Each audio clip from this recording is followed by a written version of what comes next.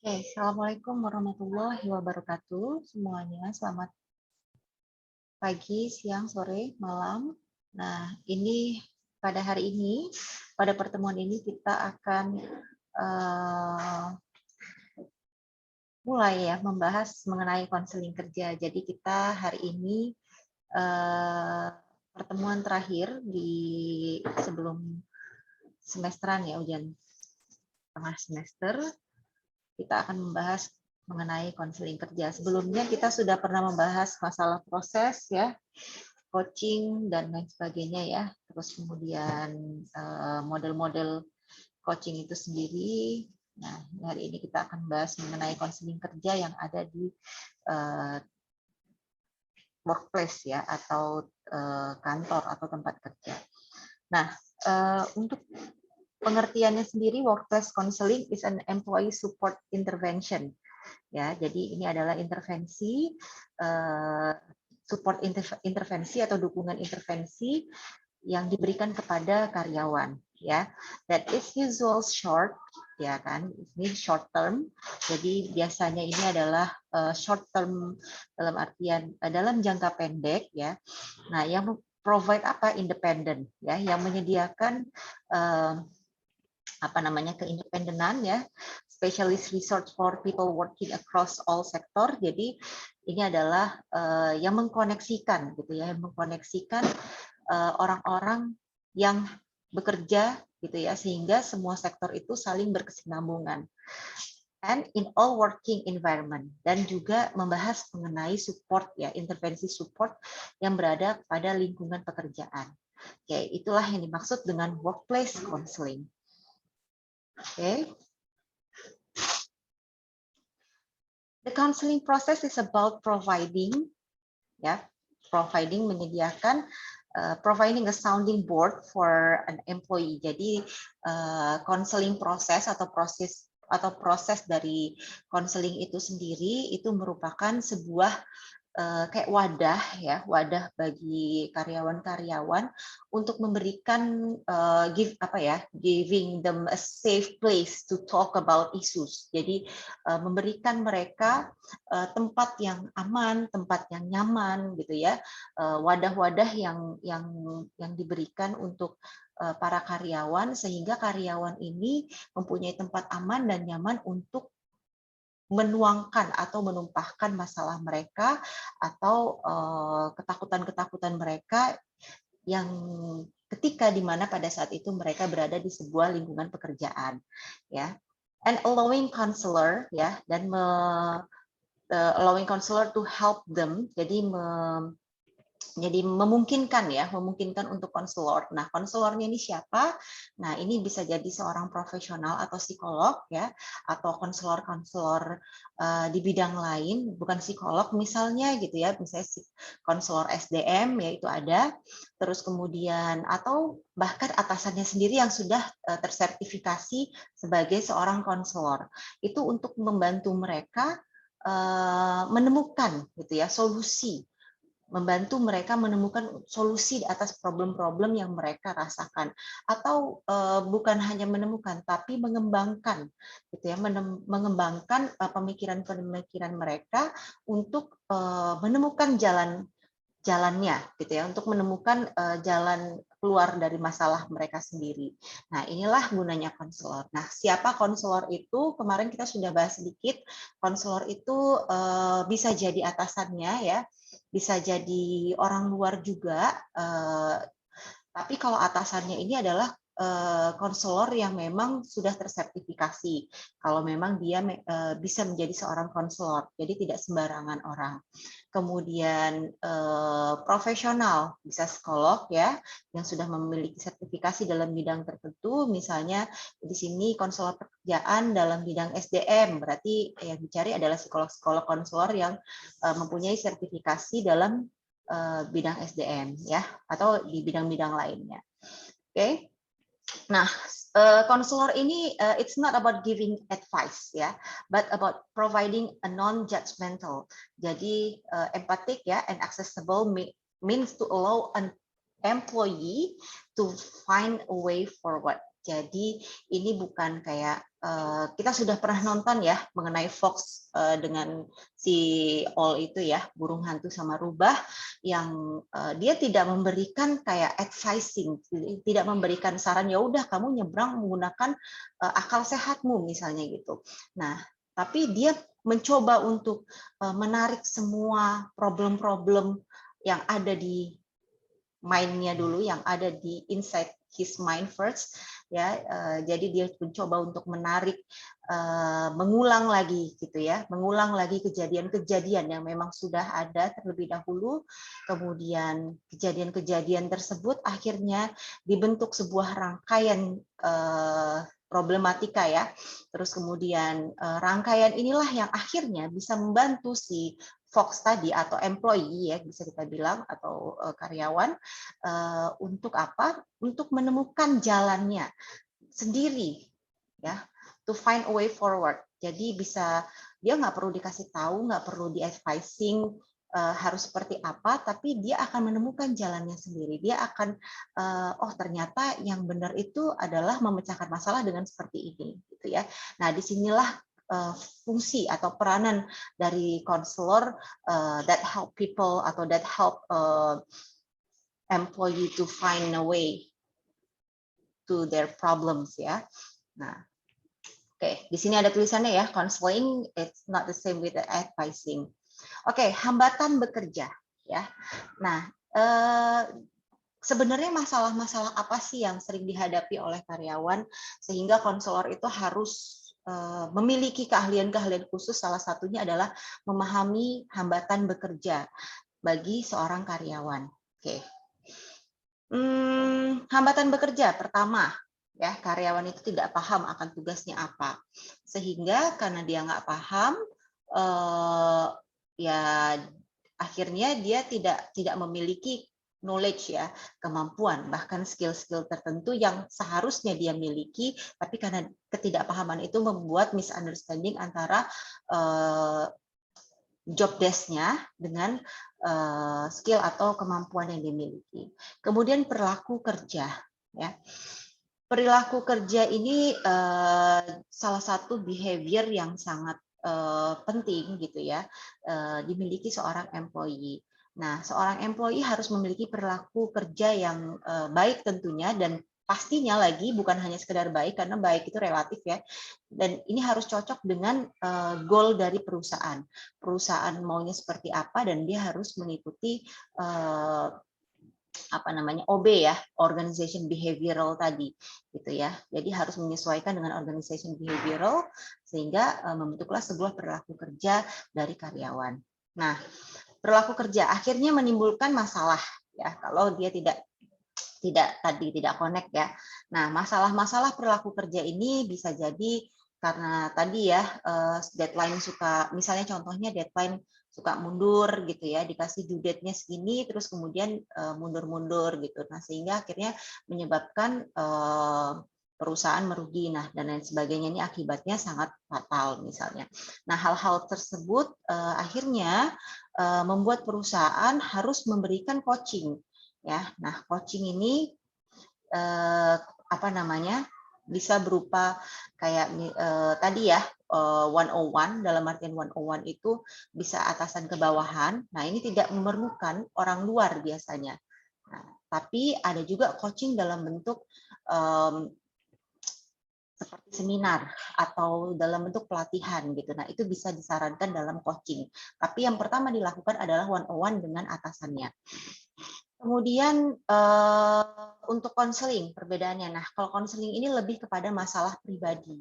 Jadi apa yang dialami yang sehingga mengganggu pekerjaan, yang mengganggu perilaku pekerjaannya, yang mengganggu perilaku kerjanya, sehingga employee, that kind of employee harus dikonseling dengan baik dengan atasan sendiri yang sudah memiliki sertifikasi tadi, atau dengan orang-orang di luar yang contohnya tadi psikolog atau orang yang sudah tersertifikasi.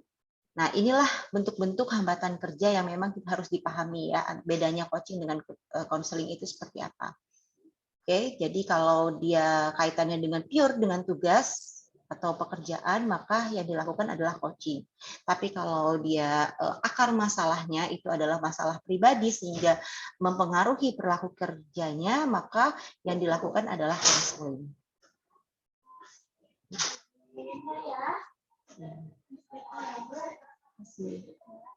Oke, for next ya. Jadi ini adalah memahami karyawan. Jadi ada tipe-tipe individu. Jadi yang pertama kita harus pahami dulu karyawannya.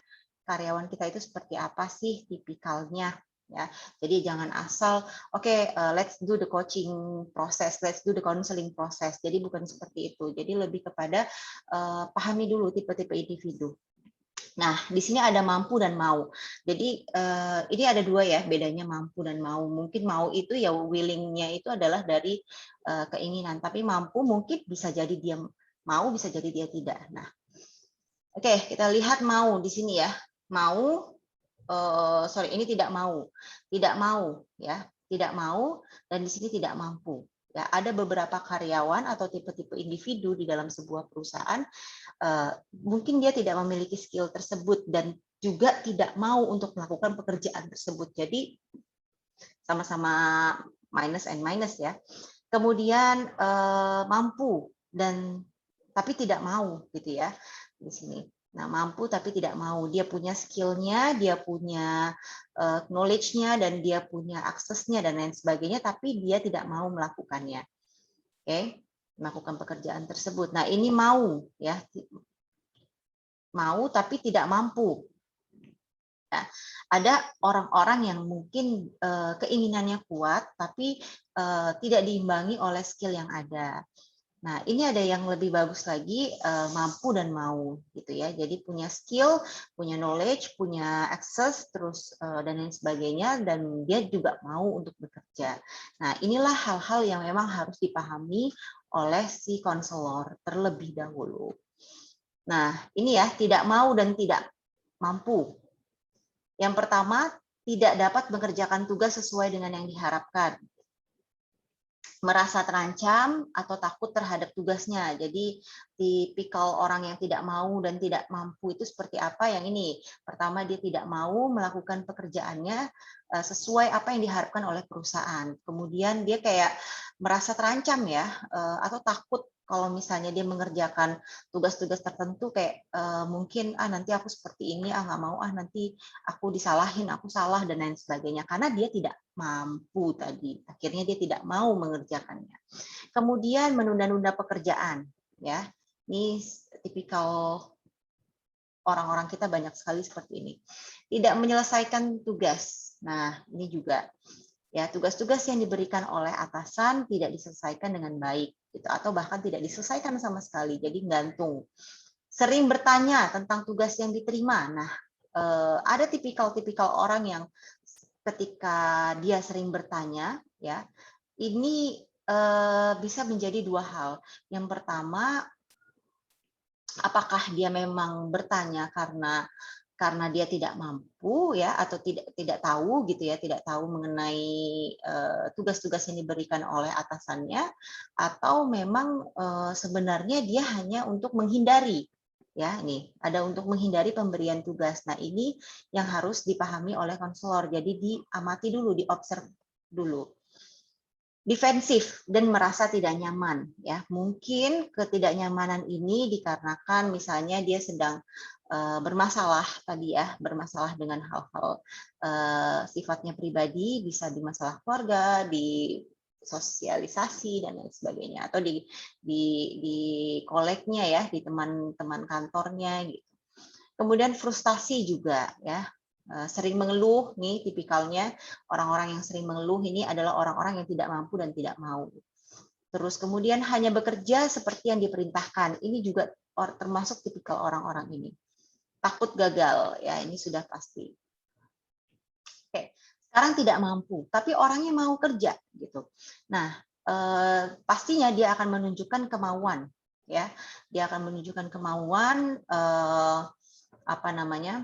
belum punya pengalaman ya, walaupun belum punya pengalaman, tapi dia menunjukkan bahwa dia mau berubah, mau berprestasi lebih di perusahaan tersebut, dan mau untuk mendongkrak karirnya gitu. Kemudian memberikan jawaban dangkal terhadap pertanyaan yang diajukan. Jadi tipikalnya gitu. Jadi ya standar-standar aja, yang penting cari aman. Menunjukkan semangat kerja, ini sudah pasti, semangat kerjanya pasti tinggi kalau dites ya, kalau kita tes menggunakan alat-alat psikologi kita. Nah, kelihatan menunjukkan minat dan responsif, dan jadi bukan hanya dia banyak tanya ya, beda ya dengan orang tidak mau dan tidak mampu tadi, banyak tanya tapi kadang-kadang pertanyaannya kayak ini kan udah dijelaskan nih, udah saya jelaskan, ini sudah saya ini. Karena menunjukkan minat dan responsif ini biasanya pertanyaan-pertanyaan yang berada di luar jangkauan atau mind dari si pemberi tugas ya, gitu. Terus kemudian bersedia menerima masukan ya, menyimak dengan seksama, antusias, mau menerima tugas, mencari kejelasan ya. Jadi kalau ada hal-hal yang nggak jelas dia nggak asal langsung aja, tapi dia pastikan terlebih dahulu. Kemudian bertindak cepat. Kalau ada masalah apapun dia akan selalu mengabari atasannya atau bahkan temannya. Gitu. Mampu dan tidak mau, dia mampu. Ini yang sangat disayangkan. Tapi dia tidak memiliki kemauan. Nah, ini ciri-cirinya adalah yang pertama, menunjukkan adanya pengetahuan dan kemampuan. Meragukan kemampuannya sendiri, suka ragu-ragu, enggan menyelesaikan atau meneruskan tindak lanjut tugas. Jadi ya gantung ya. Terus enggan bekerja sendiri, jadi lebih prefer bekerja secara tim, jadi tapi tidak bagian dia biasanya cuma sedikit ya yang dia kerjakan, dia utuslah orang lain untuk mengerjakannya. Sering minta umpan balik ya, feedback yang bagus biasanya. Ini orang-orang yang seperti ini bisa dibilang dalam pekerjaan kurang baik. Bekerja tidak sepenuh hati ya, merasa terlalu banyak dibebani tanggung jawab dan tugas. Nah, jadi kalau bagi teman-teman semua nanti kalau di tempat kerja ngerasa kayak wah ini kok dikit-dikit apa ya, terlalu banyak tugasnya, terlalu dibebani tanggung jawab, padahal gajinya cuma sekian dan lain sebagainya. Nah, ini adalah termasuk orang-orang yang mampu tapi dia tidak mau bekerja, gitu ya. Nah, ini termasuk ya ini, jadi include lah seperti ini. Ya, jadi pekerjaannya nggak sepenuh hati. Mencari reinforcement ya. Jadi dia ini kayak apa ya? Apa namanya? Kayak mencari, sebenarnya dia mencari dukungan gitu ya dari orang-orang sekitarnya. Meminta atasan untuk tetap terlibat dalam penyelesaian tugas, males jadi intinya. Oke, kemudian ada mampu dan mau. Jadi ada orang-orang atau individu dalam sebuah perusahaan yang dia mampu atau mempunyai skill-skill tertentu dan dia memiliki kemauan yang tinggi juga. Nah, ini bisa dilihat ya, bahkan dari sekarang mungkin belum bekerja pun bisa dilihat orang-orang yang seperti ini tuh siapa sih. Yang pertama, mengetahui keahliannya, dia tahu kalau bahwa dia ahli dalam suatu hal tersebut. Kemudian yang kedua, mencapai hasil kerja sesuai dengan targetnya, mampu membuat keputusan yang efektif, ya, membagi ide-ide kreatif, menyelesaikan tugas tepat pada waktunya, memberitahukan setiap kemajuan kepada atasannya, ya, menggunakan sumber daya secara efisien, bertanggung jawab ya, orangnya bertanggung jawab, terus orientasinya itu pada hasil. Nah, tapi juga pada prosesnya juga dia berorientasi kok. Terus kemudian berbagi informasi, suka menginfokan ya, jadi nggak makan sendiri informasinya. Kemudian bersedia menolong orang lain, terkenal lebih mandiri, dan selalu semangat dalam bekerja. Jadi inilah ciri-ciri orang yang memiliki kemampuan dan kemauan. Jadi kalau mau apply kerja ya sebenarnya harus memiliki ciri-ciri ini gitu. Ini bisa dilihat semuanya dari psikotes ya. Jadi dari alat-alat tes itu bisa kelihatan semua. How to deal, mampu tidak mau, mampu mau. Nah, ini ya, mampu tidak mau, how to deal. How to deal ini maksudnya bagaimana konselor ini bisa memberikan masukan ya, bukan hanya masukan, memberikan problem solving ya. Jadi to find the best way, the best problem solving for the employees ya. that kind of employees. Yang pertama, supporting ya, atau mendorong, memberikan masukan tentang penyelesaian pekerjaan dan membuat keputusan. Ya, jadi mendorong, bukan kita yang buat keputusan, tapi kita mendorong dia untuk, ayo gimana caranya kamu untuk decide suatu hal gitu ya, mungkin dikasih tugas yang lebih banyak, memberi keputusan ya, atau lain sebagainya. Kemudian komunikasi dua arah. Dua arah ini, atasan ya dengan bawahan, dan konselor dengan employee. Kemudian mendukung dalam pengambilan resiko. Jadi biasanya orang-orang seperti ini dia mampu tapi tidak mau, dia harus didukung walaupun resikonya besar, ini harus di backup gitu ya. Terus kemudian memberi pujian, sering-sering beri pujian dan membangun kepercayaan diri si karyawan tersebut sehingga membuat dia mau untuk bekerja, membuat dia semangat untuk bekerja. Nah, how to deal dengan orang-orang yang mampu dan mau bekerja. Nah, ini lebih gampang sebenarnya ya. Kita kasih aja tugas-tugas yang lebih banyak ya, yang lebih variatif, bukan hanya banyak tapi variatif. Kemudian memberi kesempatan dalam pengambilan keputusan, jadi beri dia tugas-tugas yang lebih sehingga dia mempunyai otoritas yang lebih, tanggung jawab yang lebih, kesempatan yang lebih juga dalam pengambilan keputusan. Berinovasi atau membantu rekan kerja ya, jadi delegasikan dia untuk gimana caranya dia bisa mengembangkan empatinya kepada karyawan sekitar. Terus kemudian pemantauan dari jauh dan siap membantu. Memberikan penghargaan, ini udah pasti ya, penghargaan setiap hasil kerjanya. Sekarang how to deal with people atau employee yang tidak mampu dan tidak mau. Nah, yang pertama, mengarahkan secara spesifik dan bertahap siapa-siapa saja, kapan, apa, di mana, dan bagaimana. Kemudian komunikasi umumnya hanya satu arah, karena ini orang nggak mau dikasih tahu juga pastinya. Ya, jadi harus lebih tegas. Kemudian membuatkan sebuah keputusan, jadi jangan buat dia untuk memberi keputusan karena dia nggak mampu dan dia pastinya juga nggak memiliki kemauan.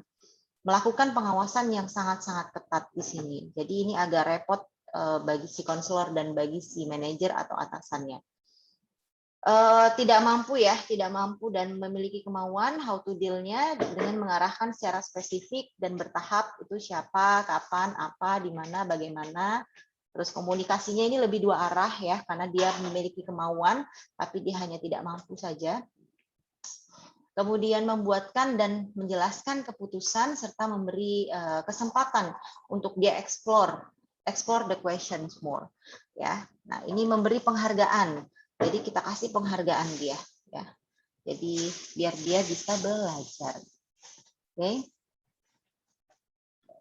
When to counsel ya, kapan kita butuh atau karyawan itu butuh untuk counseling.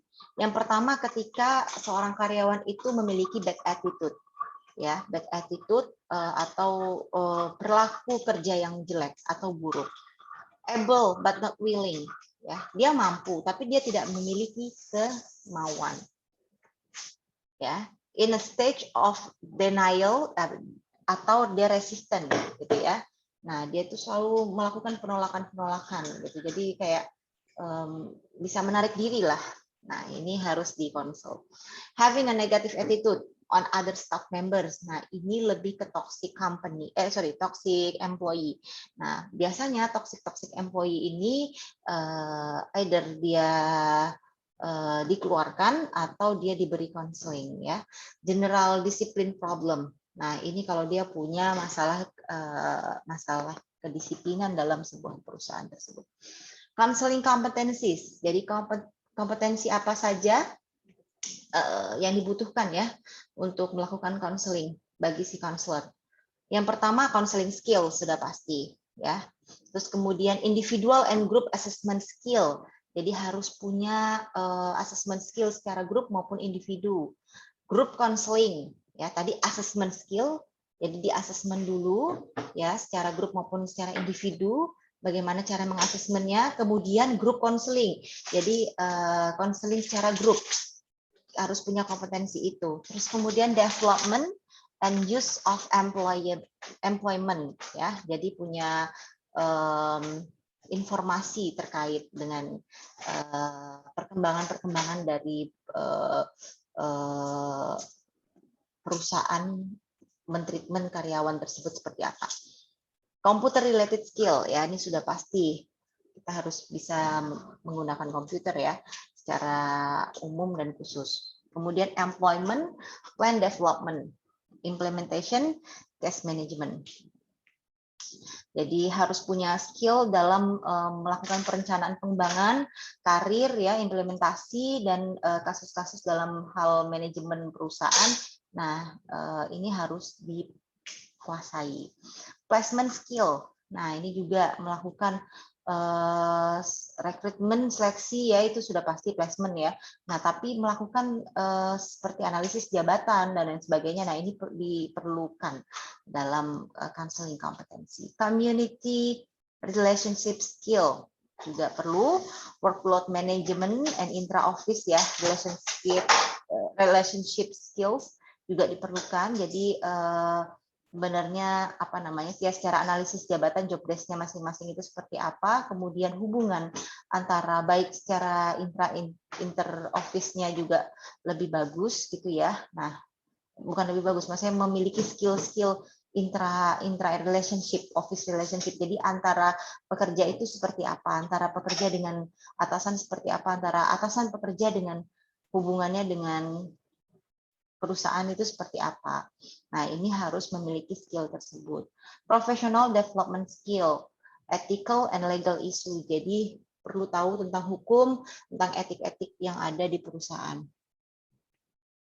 Kompetensi, ya, kompetensi.